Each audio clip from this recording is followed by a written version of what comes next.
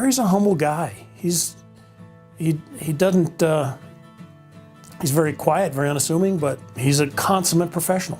It was his caring and selfless attitude, and he just gave a lot of himself. He doesn't brag about anything. And so the things that he's done for the community, a lot of them you don't even know. Never brags. You meet people who have known him 20 years. Did you know that? No, I didn't. Barry was born in Chicago.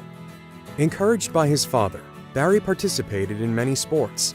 In high school, I played football and baseball. In football, I was a quarterback. I was an all-conference quarterback and had a lot of scholarships. Notre Dame, Purdue, Wisconsin, the Big Ten schools. And I was thinking about football, but I wasn't very big.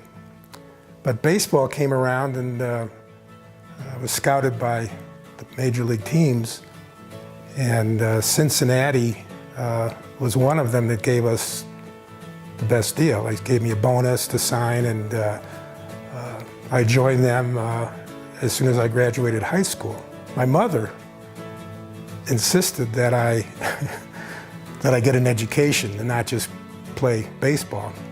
So Cincinnati worked a deal where I got into Northwestern. So I went to school from September until March, and then was off the whole other time and played baseball. I played for 2 years with Pete Rose, Tony Perez. They're both pretty famous. I had a freak accident in my second year. I was a catcher. And I injured my arm playing flag football. And I could never really throw well again. They tried me in the outfield, but it didn't work out. And after 3 years, that was it. They released me. Barry's baseball injury forced a life-changing career decision. After that was over, I was, of course, very disappointed. But then I concentrated on my academics. I graduated with honors and got into medical school. And after that, I became a physician. During med school, Barry met a cute little Irish girl from Chicago named Peggy. We met in Chicago in a bar. Finally popped the question after 2 years, so we got married when I started my third year in medical school. And it didn't take long before we had 3 kids. Barry was drafted during the Vietnam War after finishing his residency. He served as a major in the U.S. Air Force. During this Air Force stint, a fellow physician invited the Minks on an Aspen ski vacation. They agreed, even though they'd never skied. We came and pretty much fell in love with the place as soon as we got here. Our ski instructor, John Callahan, we hit it off really, really well. And he said, would you ever think about coming here? And I said, sure. And he gave me the name of Dr. Whitcomb, who was the internist here. And so I called Dr. Whitcomb before we left. And I guess the rest is history, because he and I kind of hit it off too. And a year later, I joined him in practice. As a new internist, Barry was put in charge of acute cardiac care. He saw the need for an acute cardiac care unit and better management of cardiac and medical emergencies, both at the hospital and on the ski hill. My special interest was cardiology. In those days, there was no ambulance. It was a yellow Pontiac station wagon that they just threw patients off the ski hill in the back and just went as fast as they could to the hospital. Or if there was some type of a cardiac event, it was really not taken care of well. So with my experience, I saw the need to start a cardiac care unit here. We had a pretty good functioning unit then, and I remember one of my most proud moments was I put in a pacemaker on a patient, and it was never done in Aspen before, but we had the expertise and the equipment to do that. As medical advisor to the Aspen Ski Patrol, Barry encouraged EMT certification for patrollers, enabling them to perform advanced resuscitation methods on the hill. Eventually, he convinced the Aspen Skiing Company to allow patrol members to use defibrillators, saving lives. Barry was a pioneer in sports medicine. He was one of the first physicians in the country to be board certified in both internal medicine and sports medicine. He was also elected as a fellow to both the American College of Physicians and the American College of Sports Medicine. In 1997, Dr. Robert O'Dane asked Barry for help with the U.S. ski team. He needed somebody that wasn't an orthopedic surgeon to handle the Nordic team, the cross-country team, because they rarely had orthopedic injuries, but they were getting sick and having medical problems like asthma and some other things that would limit their performance. For 18 years, he served as team physician for the U.S. biathlon team. He was chosen as a chief medical officer and U.S. team physician to accompany the U.S. Olympic team to the 1980 and 1994 Winter Olympics. Barry supported young skiers from the Rocky Mountain Nordic and Aspen Valley Ski and Snowboard Club with their medical problems and training. Many of the skiers went on to perform at the collegiate level and beyond, earning spots on the World Cup and Olympic teams. Approached by Craig Ward, Barry supported the formation of the Aspen Snowmass Nordic Council. Barry's medical training and love of sports benefited the Aspen community in a myriad of ways. Being an athlete, he was one of the first to come up with a drink that could sustain you on really long efforts. And this is the drink. This was called Max. So it was way before Gatorade. With Taga Peterson from the U.S. Alpine team and fellow Aspenites, Dr. Balke and Dr. Anthony, Barry formed Aspen's first sports medicine institute at the Aspen Club in the 1980s.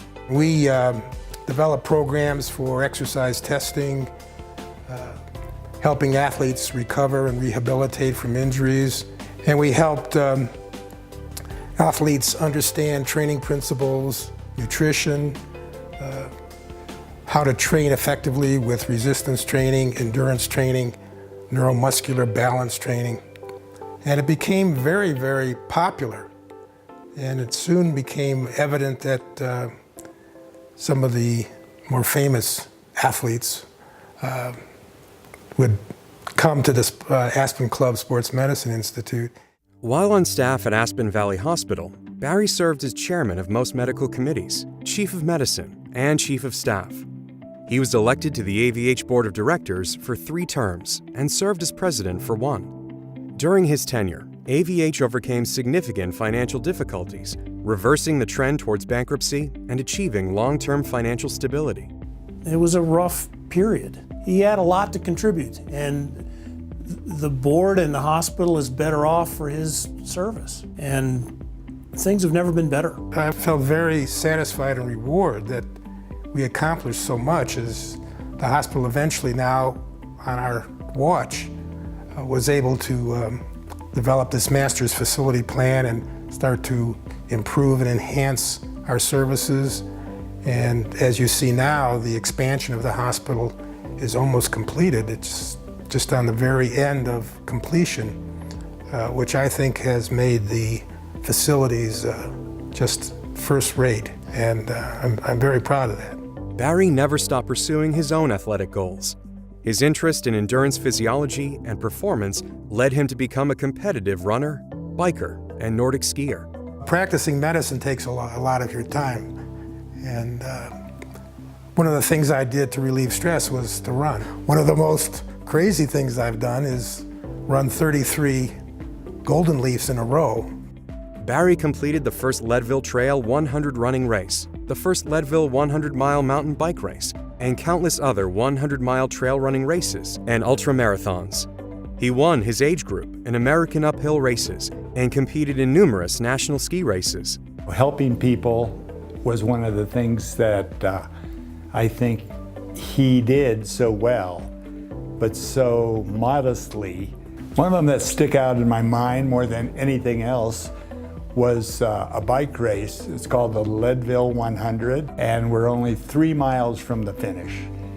And you could almost taste the finish. And there's a guy laying on the side of the road. Barry stops his bike, gets off the bike, and he stayed with the guy for about a half hour till the ambulance came. So it just kind of epitomizes where his priorities were. The Minks feel fortunate to have found this wonderful Aspen town and its people. They consider it a privilege to be part of this community and live and work among so many friends, colleagues, and patients. Aspen attracted my wife and I because of the environment, the skiing, the chances our kids would have in the school system and in living in this type of environment. The thing that makes Aspen really like no other place in the world is the people, no question about it. Even though it's paradise in the mountains, it's the people who really, really make this one of the best places to live.